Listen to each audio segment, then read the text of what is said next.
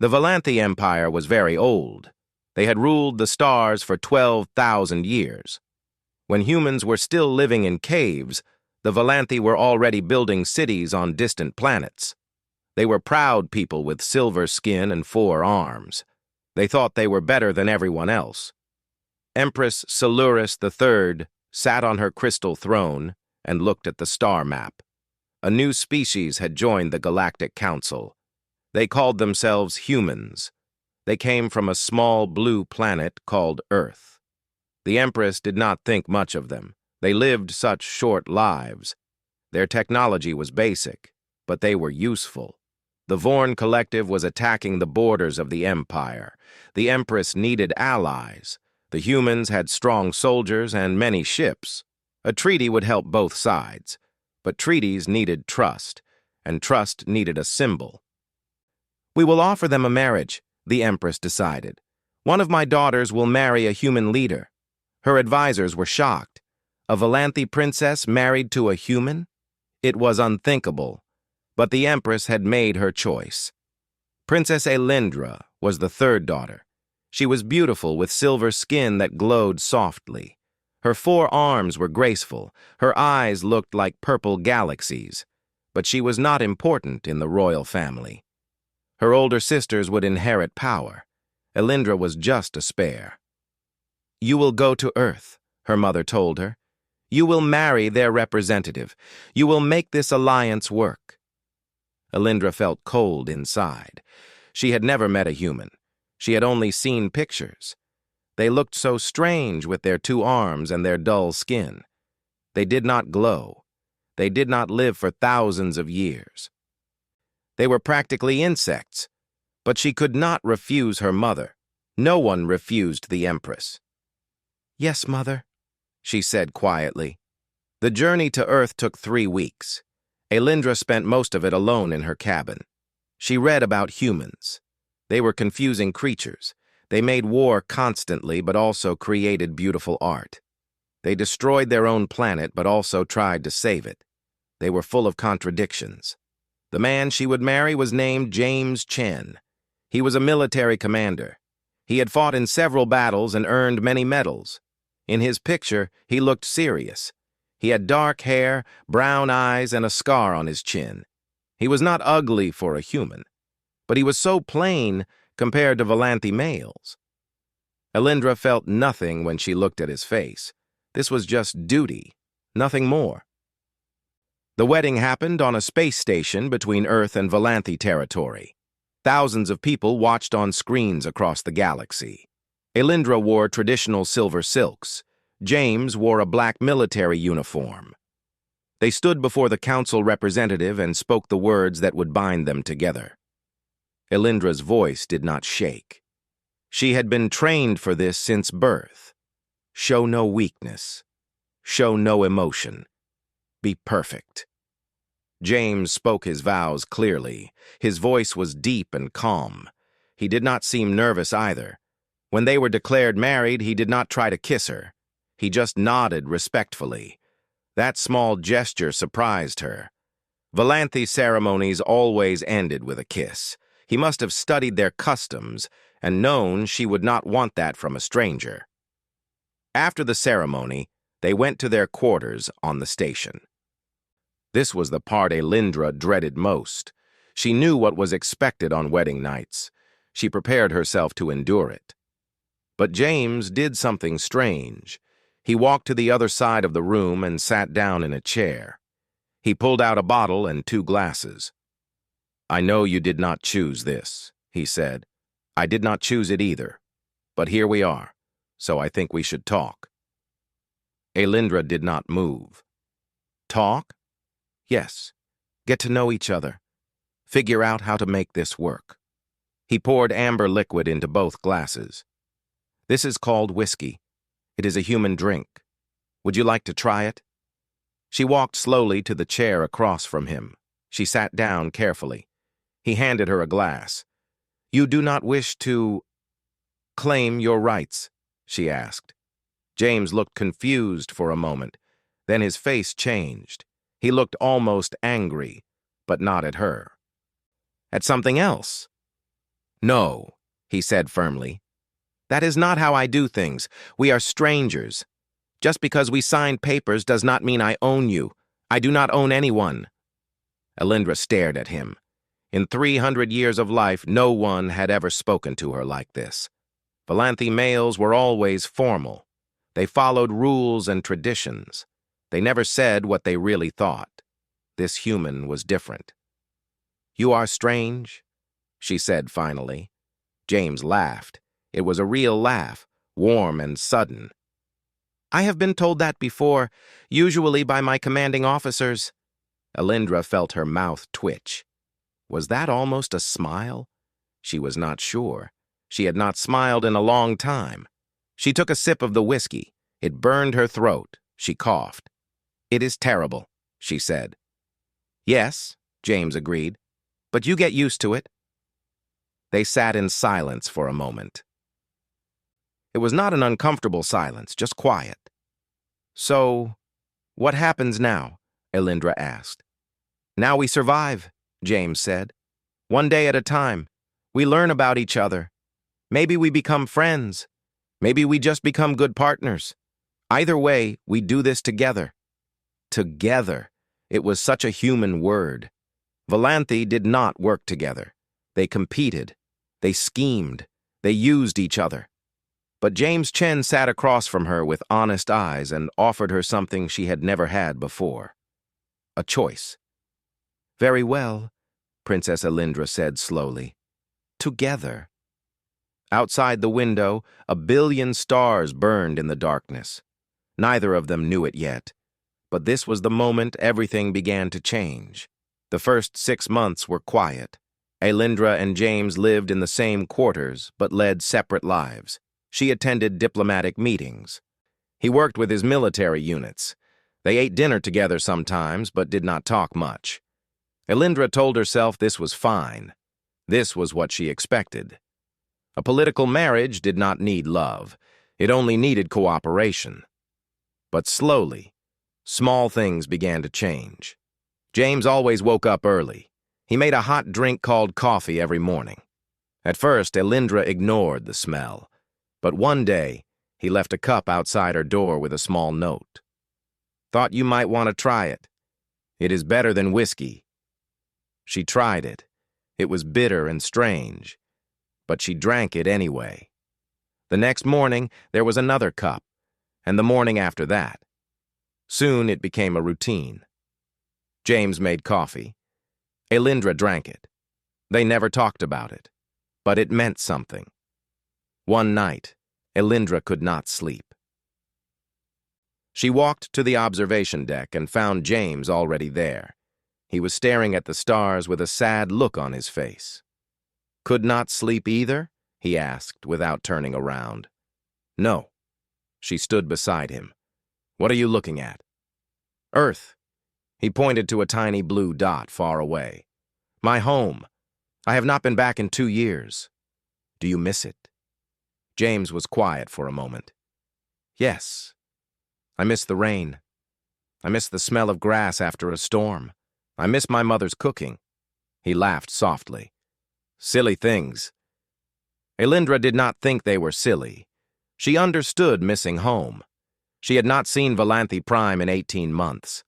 Sometimes she dreamed about the crystal gardens where she played as a child. I miss the singing flowers, she said quietly. They only bloom once every 50 years. I was lucky to see them twice. James looked at her. Really looked at her. Singing flowers? Yes. They make music when the wind blows through them. Each flower has a different note. Together, they create songs. That sounds beautiful. It is. Elindra felt a strange warmth in her chest. No one had ever asked about her home before. No one cared what a spare princess missed, but James cared. After that night, they began talking more. James told her about Earth. He told her about oceans and mountains and cities full of millions of people. He told her about his childhood in a place called San Francisco. He told her about his father who died when he was young and his mother who raised him alone. Alindra told him about Valanthe Prime. She told him about the floating gardens and the crystal palaces. She told him about her sisters who were always competing for power. She told him about her mother who never showed love, only expectation. "That sounds lonely," James said one evening. Alindra stopped. No one had ever named it before. She had felt it her whole life, but never had words for it. "Yes," she whispered. "It was lonely." James reached out and took her hand. His skin was warm. His grip was gentle. "You are not alone anymore," he said simply. Alindra felt something crack inside her chest. Something she had kept locked away for 300 years. She did not pull her hand back. 3 months later, the Vorn attacked.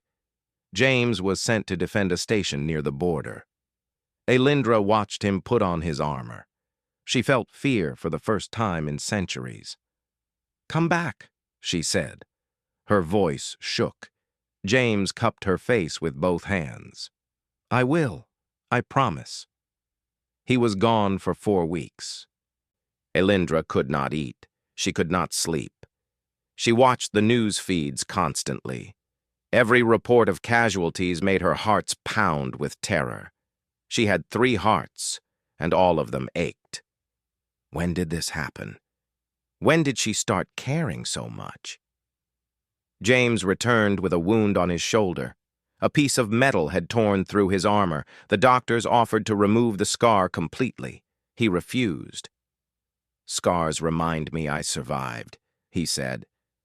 "That is foolish," Alindra told him, but she was crying. Silver tears ran down her cheeks. James wiped them away with his thumb.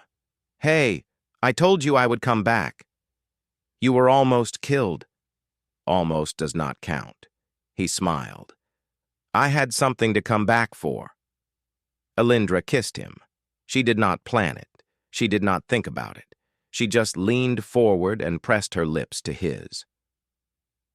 He tasted like coffee and something sweet. When she pulled back, James was staring at her with wide eyes. "I did not expect that," he said softly. "Neither did I." Alindra touched his face, his beautiful, scarred human face. "I did not expect any of this. I did not expect you." James pulled her close. She felt his heart beating against her chest. One heart. Humans only had one, but they loved with everything that one heart could give. "Humans are full of surprises," he whispered. "Yes," Alindra smiled, a real smile. "You are impossible. That is what we do best." That night, they did not sleep in separate rooms anymore. Alindra sent a message to her mother the next morning. It was short and formal. She said the alliance was going well. She said nothing about love. The Empress would not understand. The Empress had never loved anyone in 8,000 years, but Alindra understood now. She understood why humans burned so bright even though they lived such short lives. They did not waste time on fear or duty or tradition. They just loved. And Princess Alindra, third daughter of the Valanthe Empire, had fallen completely in love with a human named James Chen. Her mother would be furious. Alindra did not care. The doctors said it could not happen. Human and Valanthe DNA were too different. The scientists ran hundreds of tests. They wrote long reports. They all said the same thing. A human and a Valanthe could never have children. But Alindra's body told a different story. She felt sick one morning, then another morning, then every morning for 2 weeks. At first, she thought it was the human food. James had been teaching her to cook, and she was not very good at it yet. But then she felt something else, a flutter inside her, a tiny spark of life. No, it was impossible. She went to the medical bay alone. She did not tell James. She was too scared. The doctor was a Valanthe named Saris, who had served the royal family for centuries. "Run the test," Alindra commanded. "Tell no one." Dr. Saris ran the test. Then she ran it again and again. Her face grew pale with each result. "Princess," she whispered. "You are carrying children. 2 of them." Elindra grabbed the edge of the table. The room was spinning. "That is impossible." "Yes." Dr. Saris looked at the data with wide eyes. "It should be impossible. But it is happening. The embryos are healthy. They are growing. They are something new." Something new. Those words echoed in Elindra's mind. She walked back to her quarters in a daze. James was there, reading reports on his tablet. He looked up when she entered. "Hey, you look pale. Are you feeling okay?" Elindra sat down slowly. Her hands were shaking.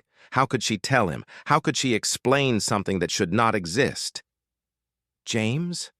Her voice was barely a whisper. "I am pregnant." James dropped his tablet. It clattered on the floor. "What?" "I am carrying twins, our children." For a long moment, James did not move. He did not breathe. Then he crossed the room in 3 steps and knelt before her.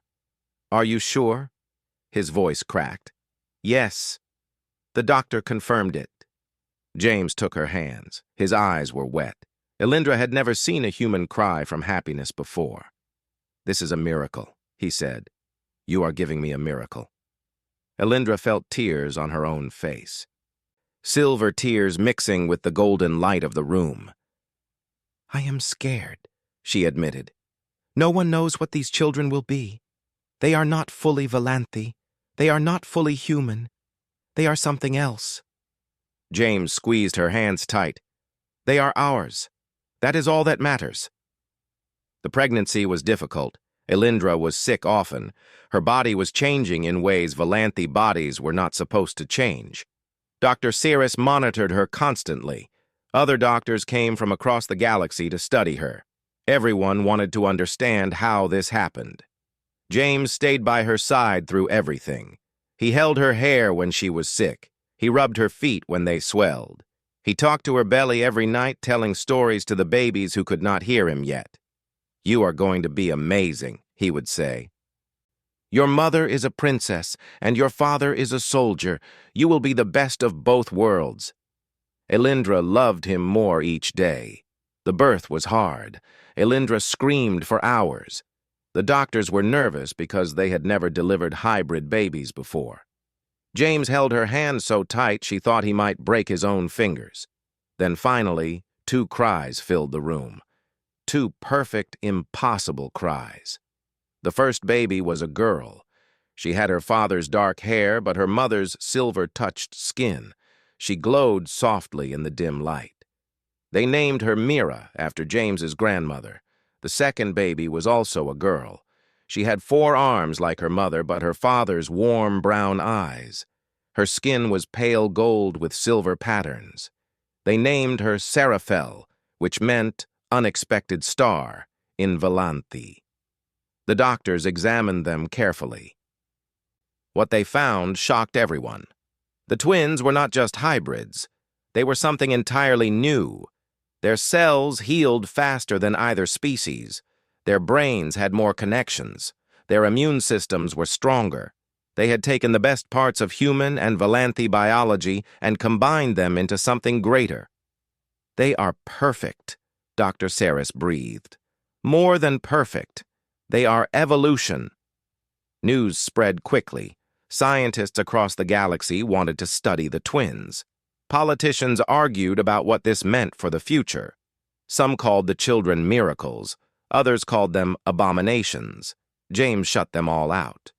"They are not experiments," he growled at a researcher who demanded access. "They are my daughters. Touch them and I will end you." No one argued with Commander James Chen when he used that voice. Elindra sent a message to her mother announcing the birth. The Empress did not respond. Not a single word. Not even acknowledgement that she had received the news. Elindra told herself she did not care. She had a new family now. Watching James hold their daughters filled her with a love she could not describe. He sang them human lullabies. He rocked them gently. He looked at them like they were made of starlight. "Thank you," he whispered to Elindra one night. The twins were sleeping between them. "For what?" For them. For this. For giving me something I never knew I needed. Elindra touched his face, this strange, wonderful human who had changed everything. "Thank you for choosing me," she said. "When everyone else saw a burden, you saw a person." "I saw you," James corrected. That was enough. Outside their window, the stars burned bright. Somewhere out there, the Empress sat on her crystal throne and pretended her grandchildren did not exist. But they existed. They grew stronger every day, and one day they would change everything. 15 years passed like water flowing through fingers. Mira and Seraphel grew from tiny babies into remarkable young women. They were unlike anything the galaxy had ever seen, and they knew it. Mira was the quiet one. She had her mother's grace and her father's sharp mind. She could read people like books. One look at someone's face and she knew if they were lying. Politicians feared her. Diplomats respected her. At 15, she already spoke 12 languages fluently. "She will be a leader," Elindra said proudly. "She sees what others miss." Seraphel was the opposite. She was loud and fierce and always moving. Her 4 arms made her deadly in combat training. She combined Valanthi fighting styles with human techniques. Her father taught her everything he knew. "She fights like a storm," James laughed after a training session. Seraphel had knocked him down 3 times. "I am getting too old for this." "You are not old," Seraphel said. "You are experienced." That is a polite way of saying old. The twins were different in many ways, but they shared one thing. They both glowed. It happened when they felt strong emotions. Happiness made them shine gold. Anger made them burn red. Sadness made them flicker blue. No Valanthi or human could do this. It was something new, something only they possessed. Scientists still wanted to study them. The answer was still no. The family lived on a space station near Earth. It was neutral territory between human and Valanthi space. James continued his military work. Elindra served as a diplomat. The twins attended school with children from dozens of species. Life was good. Life was peaceful. Then the message came. Elindra was eating breakfast when her tablet chimed. She looked at the sender and froze. The royal seal of Valanthi Prime glowed on the screen. "What is it?" James asked. Elindra opened the message. She read it twice. Her face became pale. "My mother," she said slowly. "She is celebrating her 8,000th year. There will be a ceremony on Valanthi Prime." 8,000 years, Seraphel whistled. "That is a long time to be angry at everyone." "Seraphel," Mira warned. "Respect." "What?" "I am just saying." Elindra continued reading. "All family members are summoned to attend. Including—" She stopped. "Including what?" James moved closer. "Including my husband and children." Silence fell over the room. The Empress had ignored them for 15 years. She had never acknowledged the twins existed. She had never responded to any of Elindra's messages. And now suddenly she wanted to see them. "It is a trap," James said immediately. "She wants something." "Of course she wants something. My mother always wants something." Elindra put down the tablet. "But we cannot refuse. If we insult the Empress, we insult the entire Valanthi Empire. The alliance between humans and Valanthi could collapse." "So we walk into whatever she is planning?" "We walk in with our eyes open." Mira had been quiet this whole time. Now she spoke. "She is curious about us, the impossible grandchildren she pretended did not exist. She has heard stories. Now she wants to see for herself." "How do you know that?" Seraphel asked. "Because it is what I would do." Mira's eyes were calm. "She is a ruler. Rulers need information. We are unknown variables. She needs to understand us." James looked at his daughter with pride. "You are too smart for 15. I learned from watching you and Mother." They spent 3 days preparing for the journey.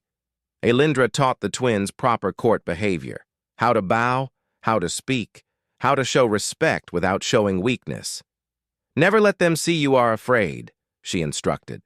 The court is full of predators. They smell fear. We are not afraid, Seraphel said confidently. Good. Keep that attitude, but control it. Do not let your emotions show on your face. Or we will glow, Mira added. That would give us away. The journey to Valanthi Prime took 2 weeks. Elindra watched her home planet grow larger through the window. 15 years since she had seen those crystal spires. 15 years since she had walked those ancient halls. She felt James come up behind her, his arms wrapped around her waist. Are you okay? He asked. I do not know. This place holds many memories. Most of them are not happy. We will make new memories, better ones. She leaned back against him. How are you so calm? I am not calm. I am terrified. He kissed her head. But I have faced worse odds, and I have you by my side. That is enough. They landed on Valanthi Prime the next morning. Elindra had expected a formal welcome. Instead, they were met by a single minor official who led them to small guest quarters in a forgotten wing of the palace. An insult, a clear message, you are not important. James saw Elindra's face tighten. Ignore it. She is testing us. I know, but it still hurts. The twins explored their small rooms. Seraphel was angry. Mira was thoughtful. She wants us to react, Mira said. She wants us to complain or demand better treatment. Then she can call us rude and uncivilized. So we do nothing? Seraphel clenched her 4 fists. We smile. We wait.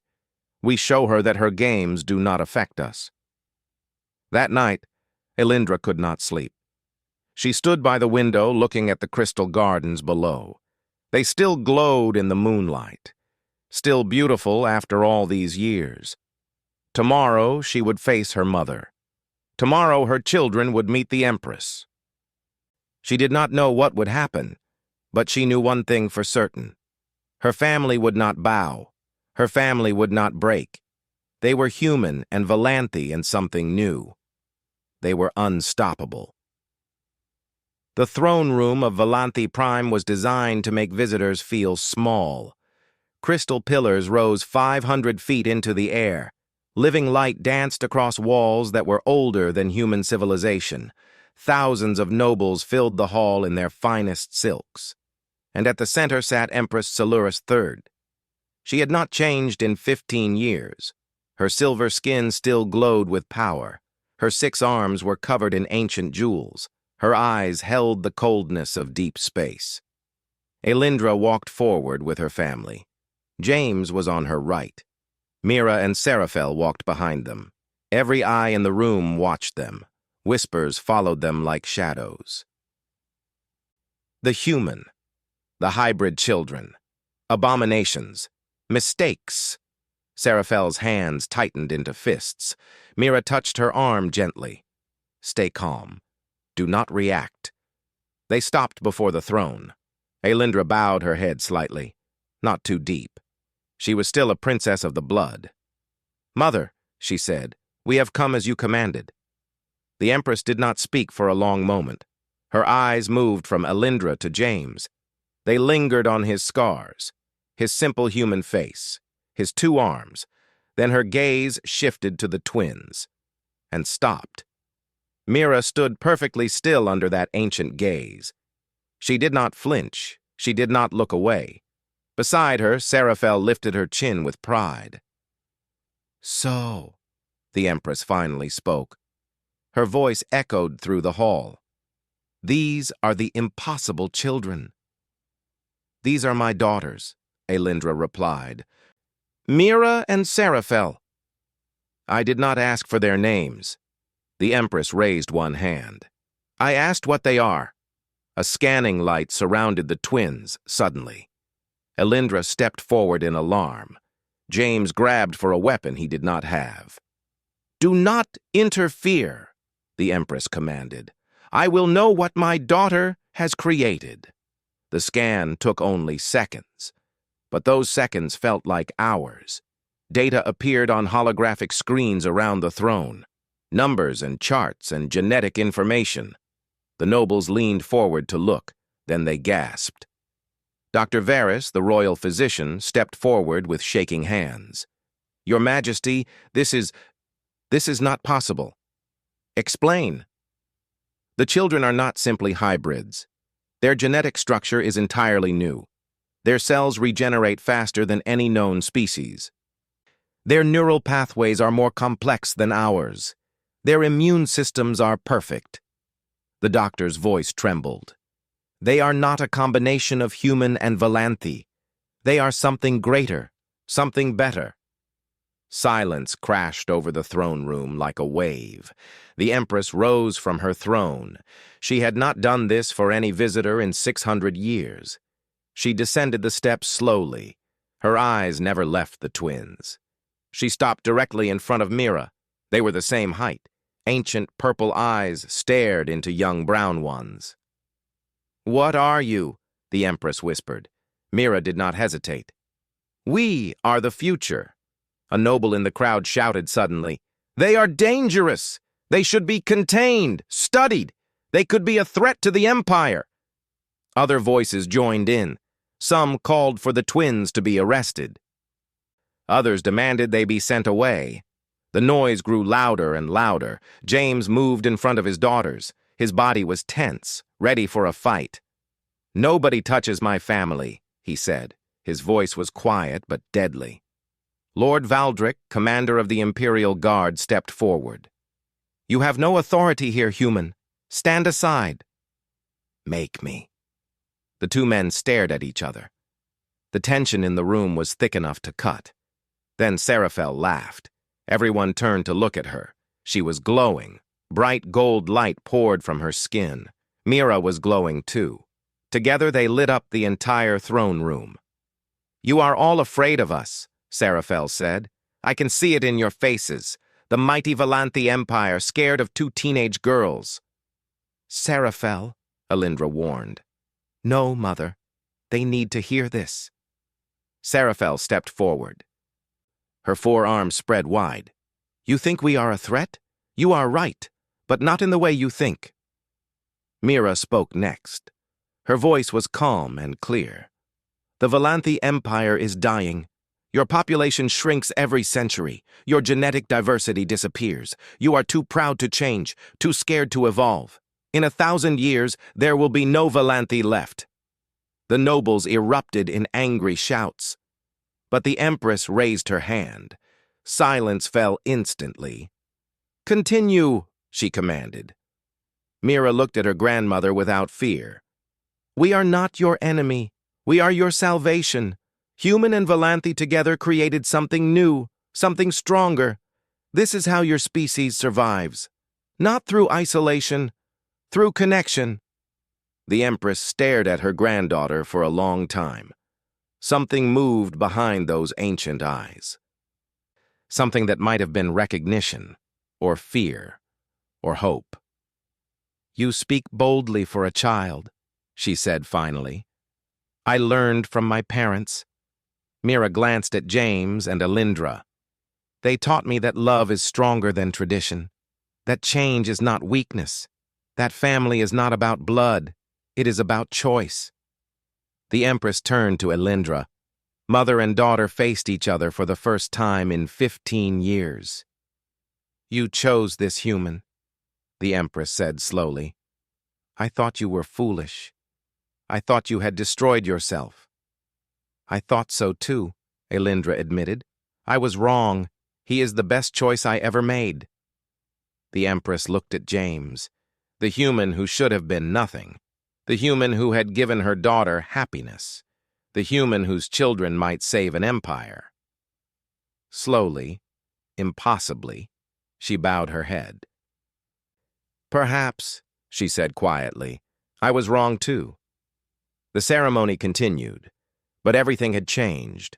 The twins were recognized as legitimate heirs. The alliance between humans and Valanthi grew stronger. and Empress Silurus III, for the first time in 8,000 years, held her granddaughter's hands. That night, James stood with his family on the palace balcony. Crystal spires glowed beneath them. 3 moons hung in the sky. "Not bad for a simple human," Alindra teased. James smiled and pulled her close. "We are impossible. That is what we do." Their daughters laughed. The sound echoed across the ancient city. A new dawn was rising, and humanity had helped light the way. The end.